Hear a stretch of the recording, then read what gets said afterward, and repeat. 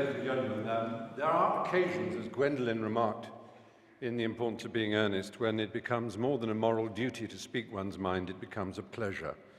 And this is one such occasion with my trusty hitch by my side. I am very proud to be here, but also very nervous, very worried. I've been nervous all day, and the reason I've been nervous is quite simple, and that is that this motion matters to me.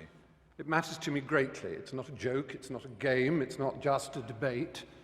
I genuinely believe that the Catholic Church is not, to put it at its mildest, a force for good in the world.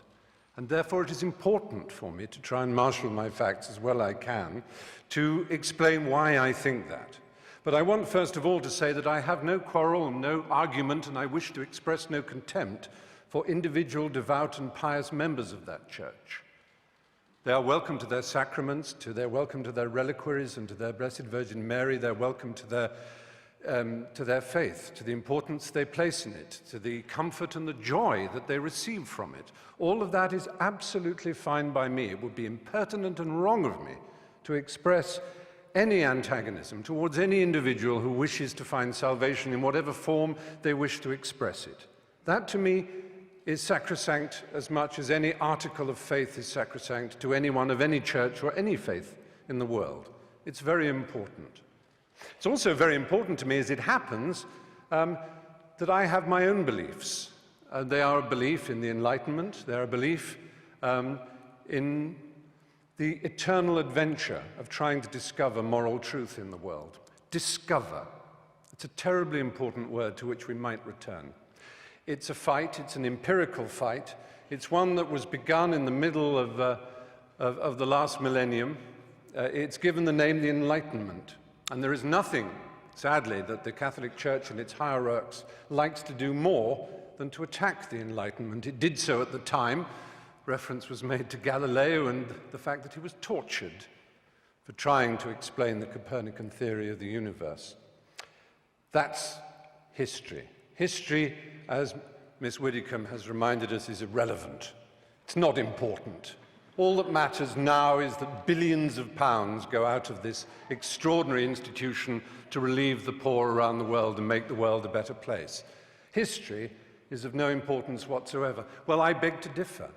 History whinnies and quivers and vibrates in all of us, in this hall, in this square mile. Let's think about this square mile. I'll come back to it in a moment. But first, Christopher made mention of limbo. It seems so tedious and so silly, one of those little casuistic games that Thomists and others play. Aquinas and Augustine of Hippo both proposed this extraordinary idea that babies who were unbaptized would not know heaven.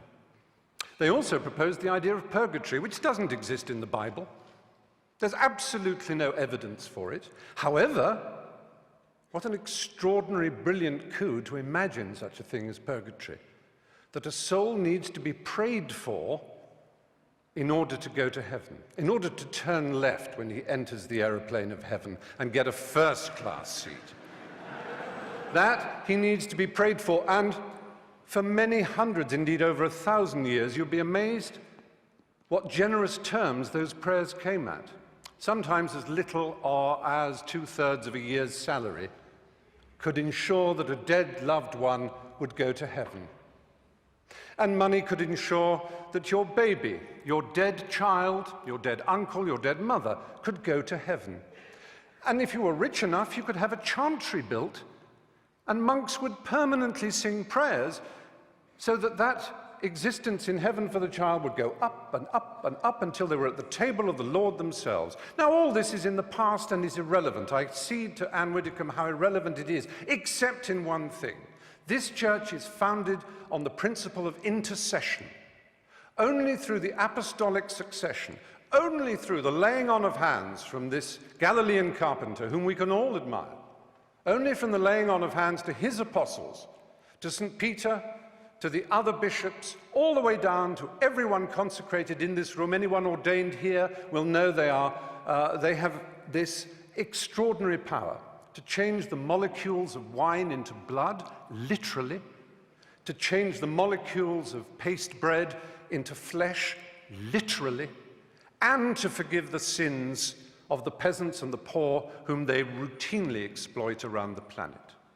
Only this church has this extraordinary principle that it is through these male priests, and only male priests, that this is given.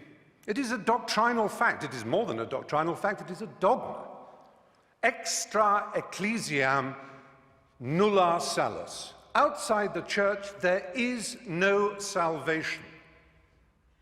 That is a dogma of the church that has been used to excuse all the missionary zeal, all the rape and torture of the Aztecs and the Incas, all the horrors of South America and Africa and the Philippines and the rest of the world, to which other churches and other cultures have also their guilt to admit. It's not unique to the Catholic Church, and I never said it was, and the motion doesn't say it was, or at least the opposition of the motion does not arrogate to the Catholic Church uniquely this sin. However, the particular nature of the exploitation of the poor, the vulnerable, and the young. If I were to talk to a priest now, believe me, that priest would be the most worldly, charming, self-deprecating, snobbish in a Ronald Knox, Alfred Gilby sort of way. He would be lovely. He would smoke. Gosh, how daring. He would be a sort of ha-ha-ha priest, and the superstition and the nonsense that we read about of the church, it's absolute. Don't pay any attention, Stephen. Just join Farm Street or the Brompton Oratory and have a marvelous time as a Catholic, and everything is lovely and splendid. But be poor and ignorant, and my goodness me, every single detail of damnation and original sin and of any possibility of your complaining or asking to think for yourself. I said, let's think of this square mile. Just imagine in this square mile how many people were burned for reading the Bible in English. And one of the principal burners and torturers of those who tried to read the Bible in English here in London was Thomas More. You may know if you've read the novel Wolf Hall, which won the Man Booker Prize just the other day. Now, that's a long time ago. It's not relevant, except that it was only last century that Thomas More was made a saint, and it was only in the year 2000 that the last pope, the Pole, he made Thomas More the patron saint of politicians. This is a man who put people on the rack for daring to own a Bible in English. He tortured them for owning a Bible in their own language. The idea that the Catholic Church exists to disseminate the word of the Lord is nonsense.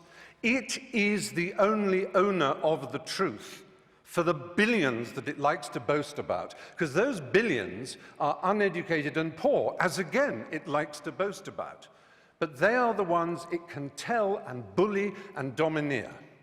And then we come to children. Well, it's all very well to say the world didn't know better. The world had no knowledge of how dangerous a crime child abuse was. I want to read you some of the words of Ratzinger, the current pope. Staggers me to admit that he is the head of state of a country. Incidentally, Anne Widdecombe said, "We didn't have the power of a nation state." Yes, you do.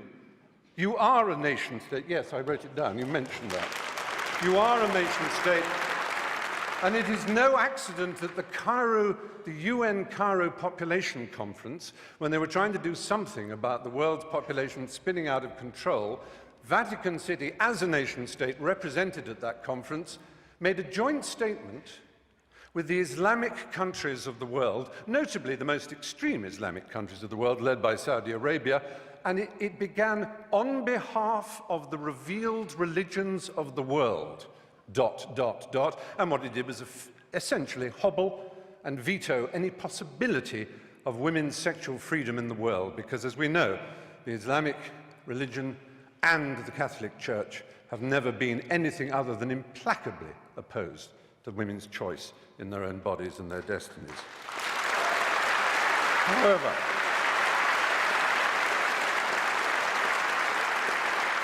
so Ratzinger in 2003 he was He was prefect, I'm not making this up, he was prefect of the Congregation of the Doctrine of the Faith.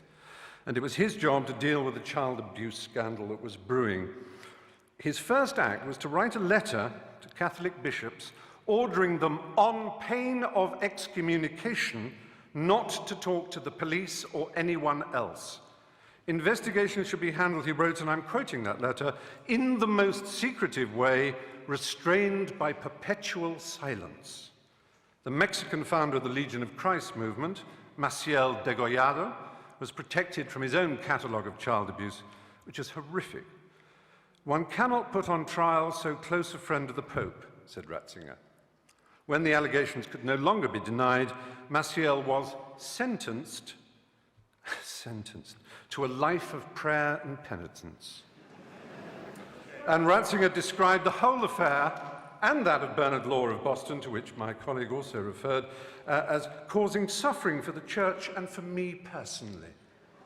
He also said the answer would be to stop homosexuals from being allowed into the church. Now, it's perhaps unfair of me as a gay man to moan that this enormous institution, which is the largest and most powerful church on earth, has over 1 billion, as they like to tell us, members, each one of whom is under strict instructions to believe the dogmas of the church, but may wrestle with them personally, of course. It's a little hard for me to know that I am disordered, or again, to quote Ratzinger, that I'm guilty of a moral evil simply by fulfilling my sexual destiny as I see it. It's hard for me to be told that I'm evil, because I think of myself as someone who is filled with love, whose only purpose in life was to achieve love, and who feels love for so much of nature and the world and for everything else, and who, like anybody decent and of an education, realizes that in order to achieve and receive love, it's a struggle. It's not one that needs a pope to tell you how to do it. It certainly isn't one who needs a pope to tell you that you're evil. With 6% of all teenage suicides being gay teenage suicides, we certainly don't need the stigmatization, the victimization that leads to the playground bullying when people say you're a disordered, morally evil individual. That's not nice. It isn't nice.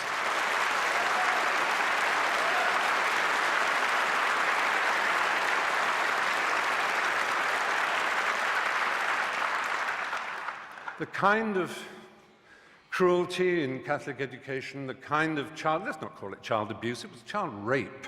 The kind of child rape that went on systematically for so long. Let's imagine that we can overlook this and say it is nothing whatever to do with the structure and nature of the Catholic Church and the twisted, neurotic, and hysterical way that its leaders are chosen. The celibacy, the nuns, the monks, the priesthood. This is not natural and normal, ladies and gentlemen, in 2009. It really isn't. I'm sorry. For me to be called a pervert by these extraordinarily sexually dysfunctional people, I don't think human history's ever had more.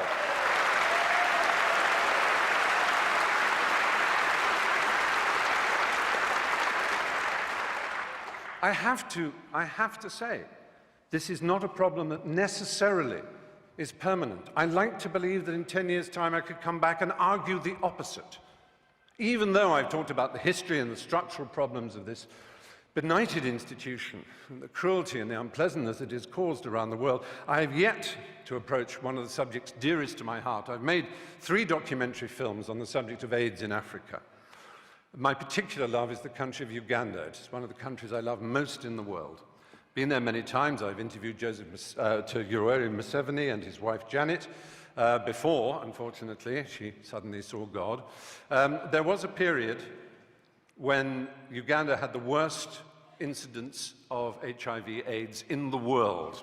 I went to Rakai, the village where it was first spotted. But through an amazing initiative called ABC, abstinence, be faithful, correct use of condoms, those 3. I'm not denying that abstinence is a very good way of not getting AIDS. It really is. It works. So does being faithful. But so do condoms. And do not deny it. And this Pope, not satisfied with saying, condoms are against our religion, please consider first abstinence, second being faithful to your partner. He spreads the lie that condoms actually increase the incidence of AIDS. He actually makes sure that aid is conditional on saying no to condoms. I have been to, there's a hospital in Bwindi in the west of Uganda where I do quite a lot of work. It is unbelievable, the pain and suffering you see.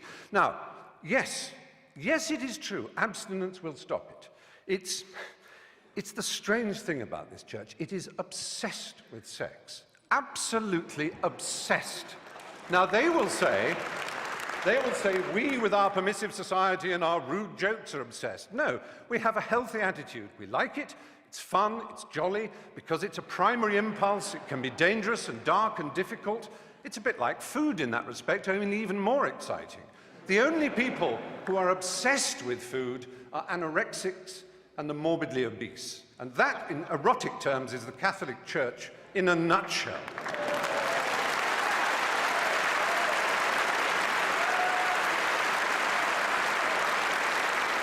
So, all I want to say, really, is that we're here in the Methodist Hall. I'm not trying to argue against religion on this occasion. I'm not saying there's any...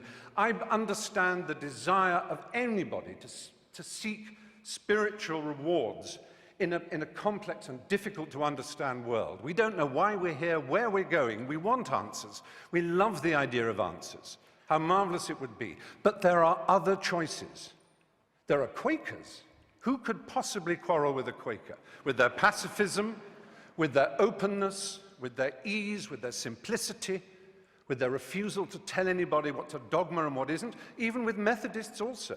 I'm not saying Protestantism is the answer against Catholicism. I am merely saying there are all kinds of ways we can search for the truth. You do not need this imperial panoply of marble and gold.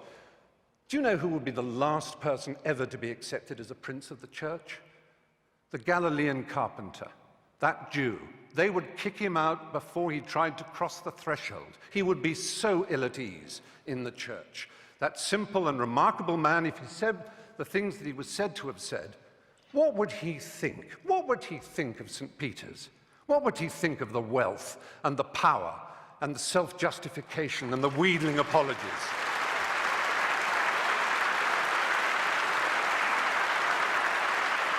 What would he think of a man who calls himself the Father, a celibate who dared to lecture people on what family values are? What would he think of any of that? He would be horrified. But there is a solution. There is an answer. There is redemption available for all of us and any one of us. And for the Catholic Church, funnily enough, I think it's a novel by Morris West. The Pope could decide that all this power, all this wealth, this hierarchy of princes and bishops and archbishops and priests and monks and nuns could be sent out in the world with money and art treasures to put them back in the countries that they once raped and violated, whose original systems of animism and belief and simplicity they told would take them straight to hell. They could give that money away, and they could concentrate on the apparent essence of their belief. And then I would stand here and say the Catholic Church may well be a force for good in the world. But until that day, it is not. Thank you.